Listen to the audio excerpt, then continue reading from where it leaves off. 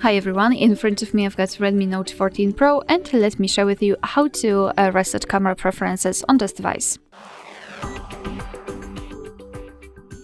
So let's start with opening the camera app, and it does not really matter whether you will be on the video mode or the photo mode. Simply unroll the upper option with the settings, and let me quickly turn on the grid lines, so they should disappear after resetting, and they will be the evidence that the reset option worked.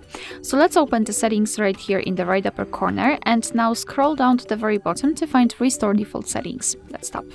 Then let's confirm it with OK, and the camera settings flashed out, let's say, a little bit, so we can go back to the camera and check, and the grid lines which I've previously applied are not visible, which means that we just successfully reset all camera preferences.